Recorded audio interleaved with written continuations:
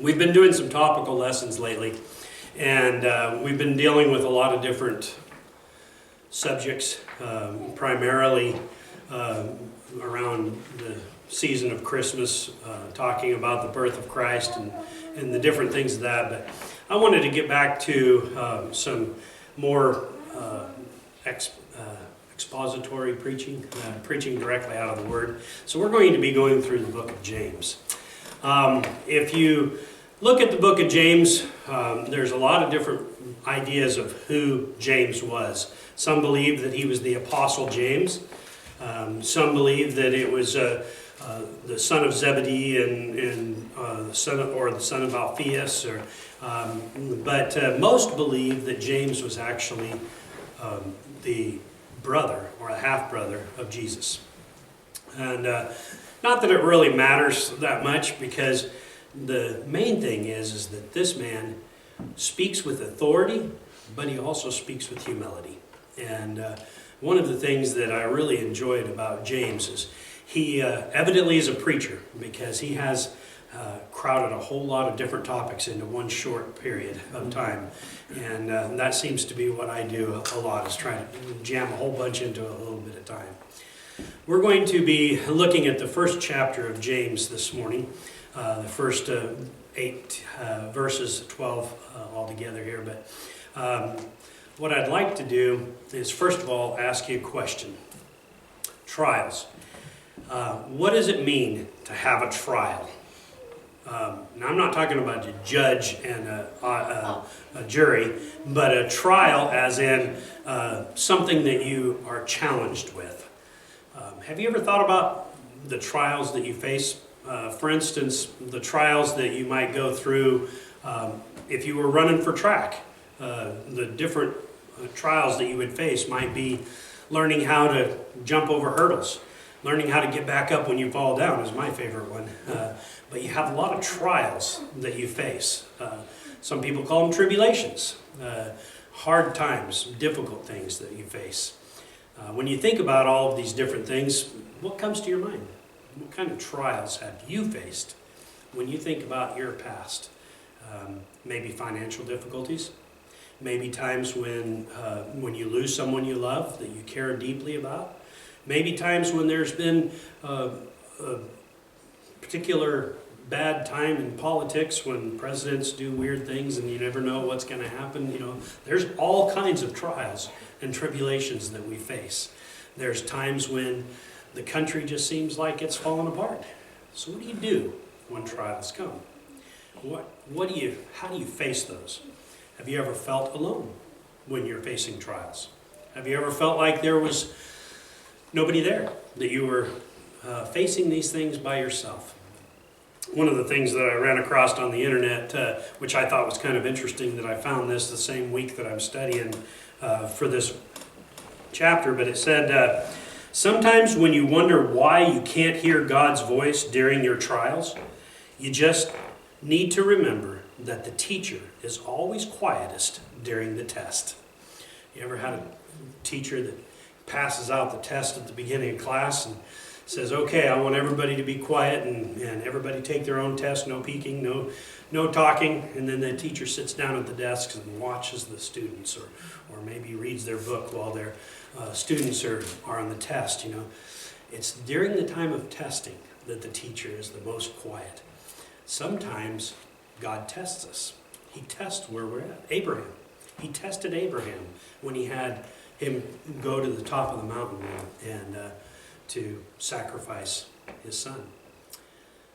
Testing is sometimes a time when you might feel alone. But are we ever alone?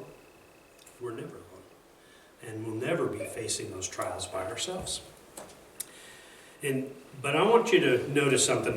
I don't know if you guys' headings start off this way. First of all, in James, a servant of God and of the Lord Jesus Christ, to the 12 tribes scattered among the nations. So James is speaking to an audience of the 12 tribes that have been scattered abroad. People who have become followers of Christ, but were originally Jews that were scattered into all over the known world. And he's speaking to them.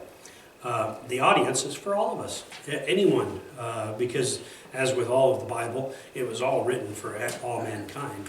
But there was a specific audience that he originally was speaking to, and that was the Jews that were scattered all over the world.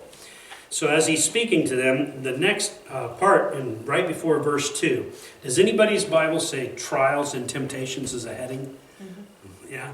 Does anybody have anything other than trials and temptations? One of the things that I have confused many times is the idea that trials and temptations is just a different way of saying trials. That temptations and trials are basically the same thing. Although sometimes trials can be temptations that cause those trials, or it may be that temptations are caused because of trials, but I want you to notice the difference. If you jump down to verse 12, it says, "Blessed is the man who perseveres under trial, because when he has stood the test, he will receive the crown of life that God has promised to those who love him."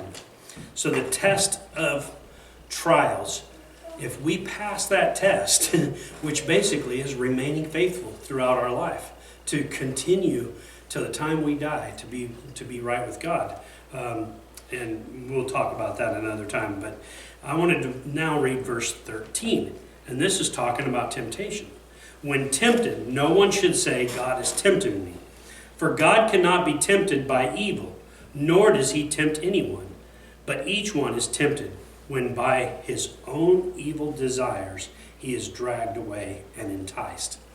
Temptation comes from Satan. Trials, testing, would come from God. And like I said, there's crossover, because sometimes when we are being tested, we turn to temptations. Why? Because we are seeking the things of this world to fill that hole. We might feel alone. We might feel like God's not with us. And so we might have a tendency to turn to something else to fill that hole. So the temptations, in other words, Satan can use these tests and trials to draw us in and overtake us with the temptations. But they're two different things. Testing can come from God, but temptations do not ever come from God. Those temptations come from Satan. That's something different. So, that behind us, go back to verse 2.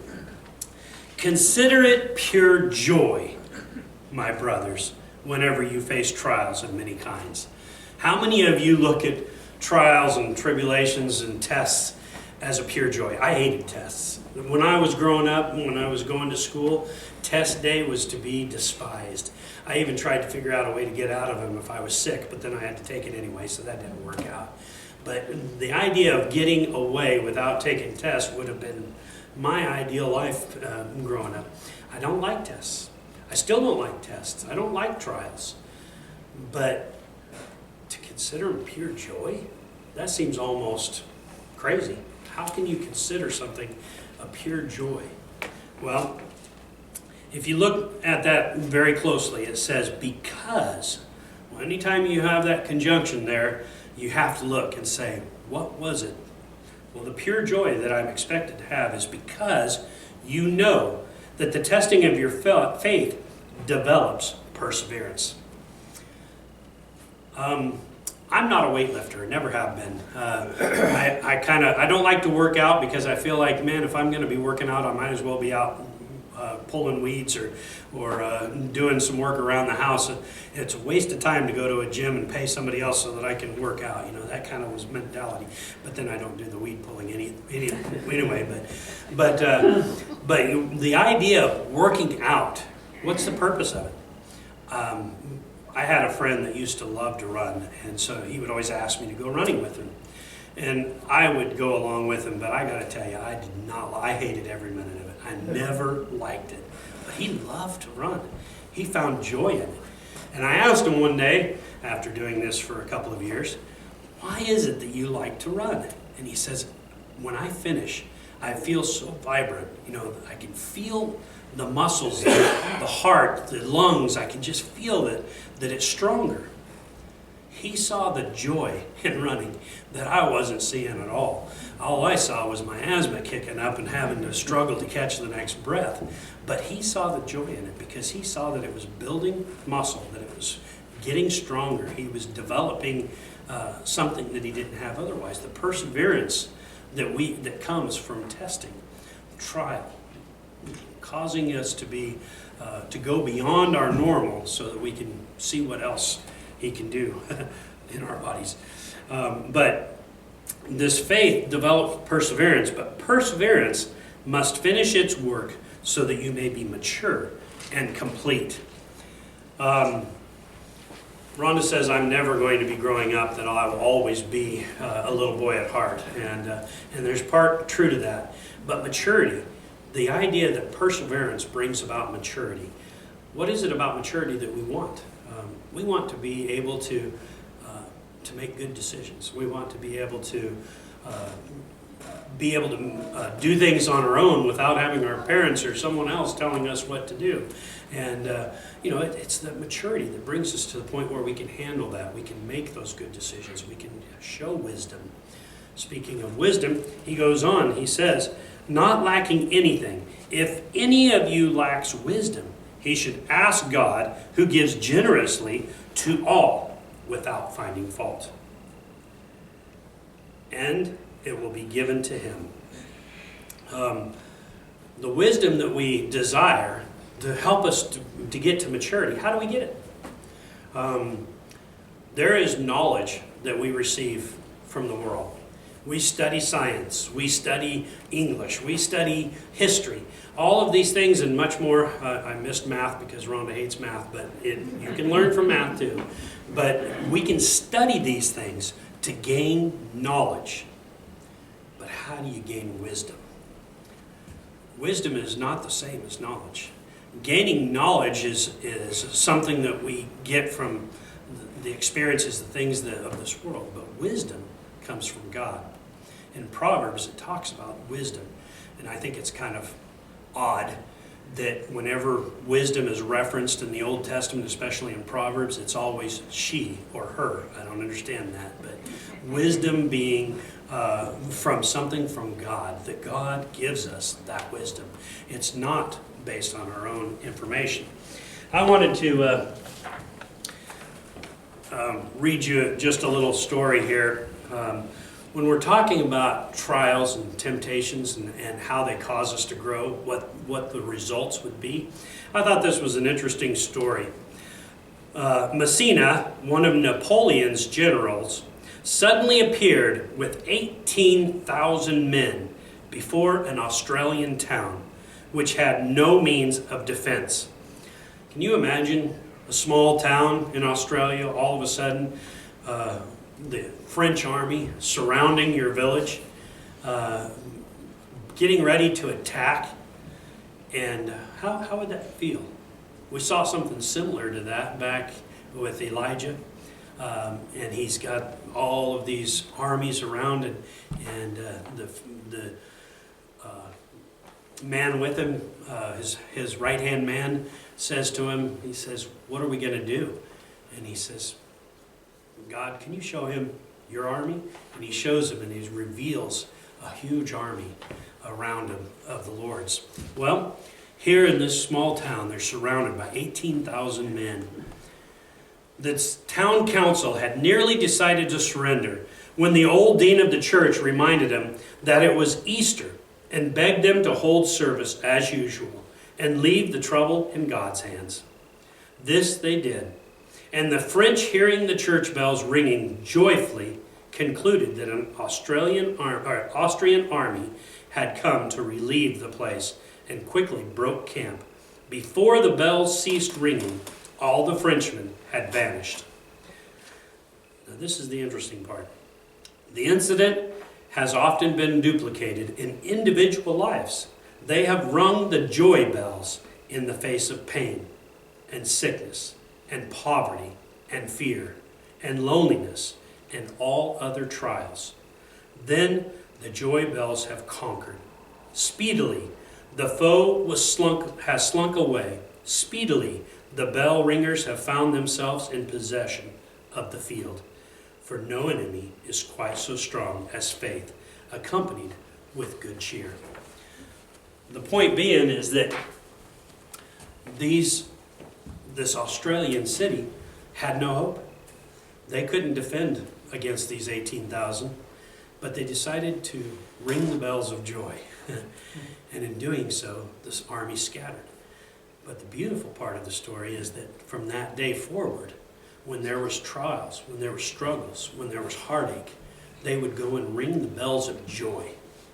Instead of getting lost in that hard time, instead of getting lost in the struggles, they celebrated knowing that he was the one that was in control, that he was the one that was over all things. And by doing that, they were able to make it through even the hard times. I liked that story. In verse 6 it says, speaking of this wisdom, that we would ask God and he would give us this wisdom. Why wouldn't all of us do that? Why wouldn't all of us ask him for wisdom? Listen to this next part. But when he asks, he must believe and not doubt. Because he who doubts is like a wave of the sea, blown and tossed by the wind.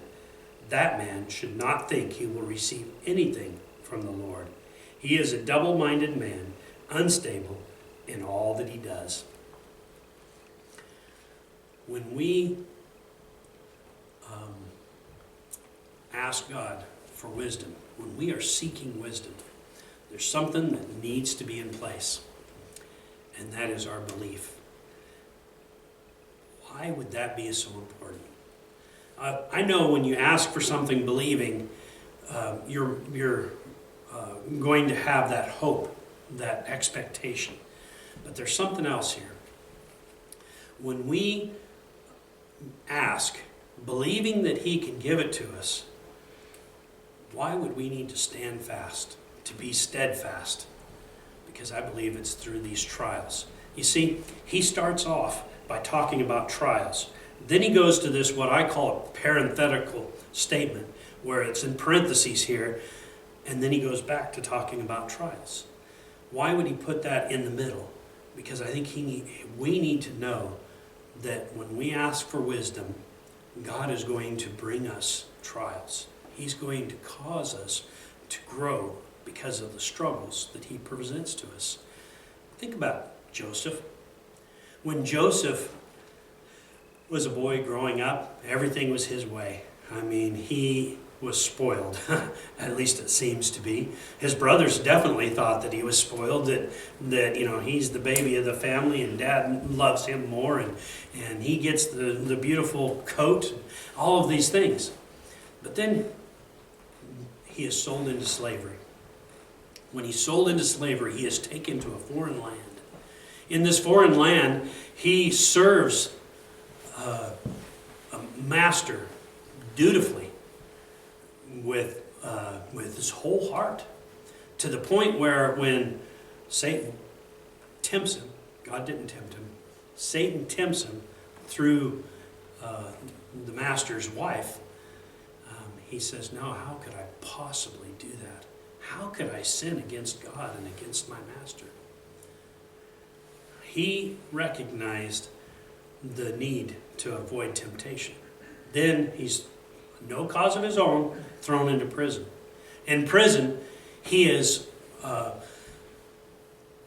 such a model citizen in that prison that the jailer puts him in charge of all the other prisoners. And again, he serves dutifully.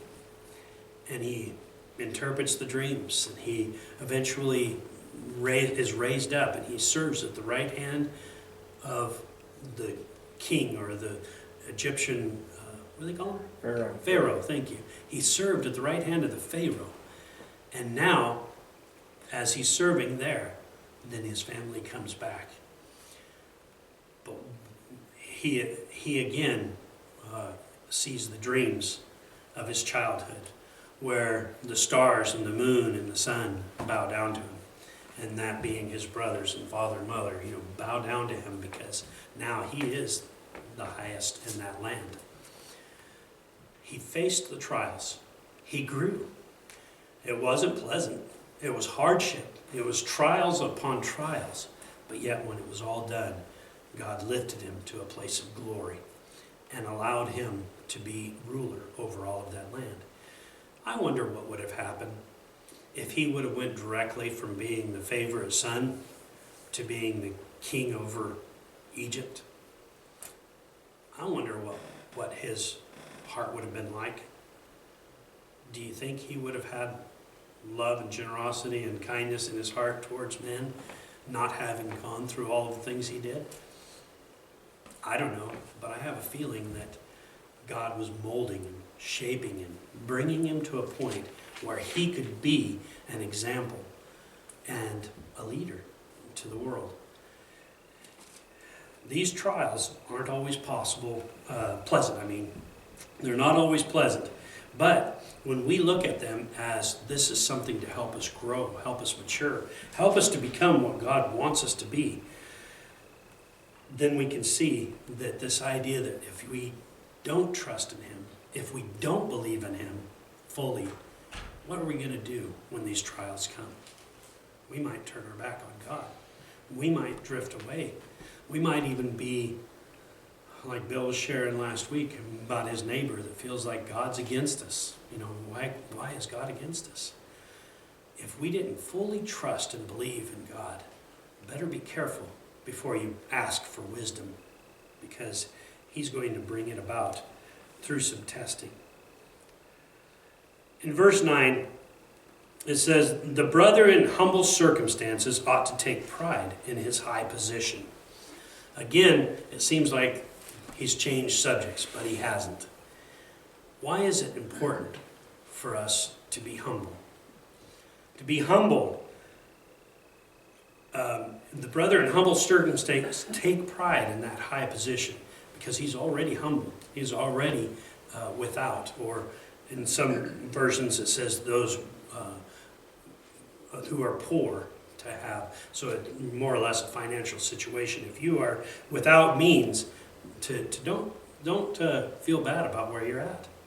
Don't worry about the fact that you don't have a lot of things, but instead to take pride in that high position of being the servant, to be in the lowly, to be in the one without. And then he says, but the one who is rich should take pride in his low position. That seems kind of odd too. Those who are humble circumstances should feel pride in knowing that. Those who are in high positions should feel pride in their low position. And what he's trying to say is that it doesn't matter, at least I believe what he's saying here is, it doesn't matter where you're at. We should accept where God has put us, no matter what position that is, to just understand that that's where we're at, and that God has a purpose in this. It may not be what we're thinking, it may not be what we're wanting, but he has a purpose. And he says to those who are well off, to those who are rich, because he will pass away like a wildflower. For the sun rises in scorching heat and withers the plant. Its blossoms fall and its beauty is destroyed. In the same way, the rich man will fade away even while he goes about his business. So whether you're rich, whether you're poor, whether you have much or little, that's not what's important. The important thing is that our focus be on God. Because if you're rich, it's not going to give you one more day of your life. If you're just poor, it's not going to give you one more day. It's not a matter of where we're at. It's about our focus, and our focus being on God. Having him first and foremost in our minds. Don't let these tests, don't let these trials cause you to stumble. Look at them for the pure joy that they can bring if you persevere, if you're steadfast in his plan. And he goes on in verse 12, "Blessed is the man who perseveres under trial, because when he has stood the test, he will receive the crown of life that God has promised to those who love him." I was, years ago, I read a story of a guy that had found a butterfly in a cocoon trying to get out. And he watched for quite a while as this butterfly tried to get out of the cocoon, and it just was struggling so hard. He thought, man, I'm going to help him out. So he opened up the cocoon, and sure enough, the butterfly came out, but the wings were all curled up, and it would not stretch out. It could never fly. And he discovered that by opening up the cocoon, he kept that butterfly from developing its wings. He thought he was helping it. He thought he was doing some good for him by opening up the shell. But it was part of the development of that butterfly. When they struggle, when they fight, when they push that open, that pushes whatever blood or whatever it is, I really don't know what it was, something into those wings to where they became strong. And then once they become strong, they break out of that, and then they become firm. And from that day on, then they are solid. They become strong enough to fly. But it took the struggle to get them there. In our lives, there's going to be testing. There's going to be trials. There's going to be hardships. But if we, instead of looking at them as a burden, as a problem, as a curse, instead of looking at them as something negative, look at them as the pure joy of learning, of growing, of becoming wise, having the confidence that God is with us, that He'll always be with us. All of these things will develop from those testing and trials. If we give in, if we lose our faith in God, if we let it stumble, cause us to stumble and trip us up, then we're going to miss out on the very joy that God has for us in the end. That's shared in verse 12. Because when he has stood the test, he will receive the crown of life that God has promised to those who love him. When we love him, when we put our full trust and faith in him, and remain strong in him, we have a reward in heaven, in eternity. There's a lot of different debates about why God created man. I totally believe with all my heart that God created man for a relationship with him. That he wanted us to have a relationship with him.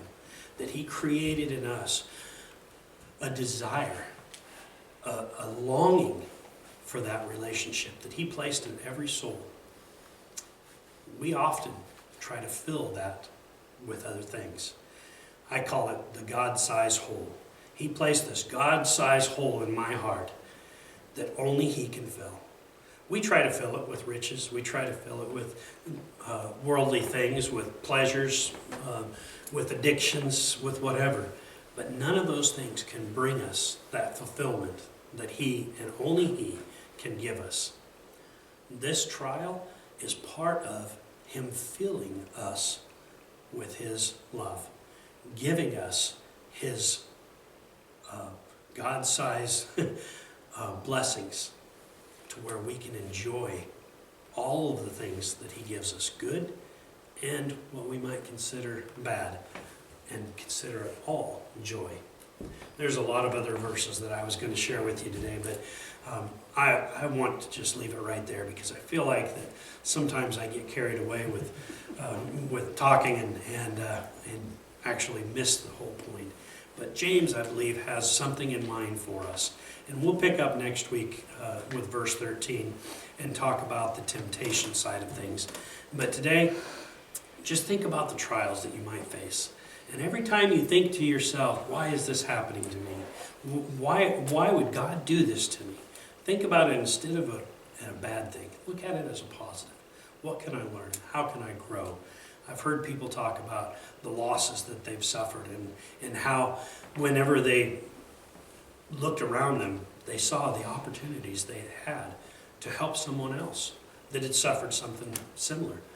We've been counseling now for about 8 months, and we've helped, well, I'm going to say it this way. God has helped through us quite a few families that we've counseled with. But what's really truly amazing when you look back on it is that God is working in those situations and bringing to us people who have struggled with the same things we have. It's been really amazing that as people come to us and they share with us their problems and where they're at, it's like, oh, I know where you're at. I've been right there. I can help you with that because I've seen what he does and how he did that. I don't think that's accidental. I don't think it was just by chance. I think God has a purpose and a place. He allowed us to suffer through things and to learn some hard lessons so that we could share them with somebody else. And I believe that He has the same purpose for you.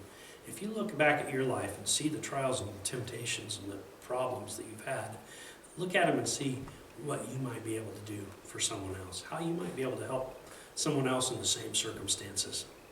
Because I believe God allowed those things to happen so that He can use us somewhere else.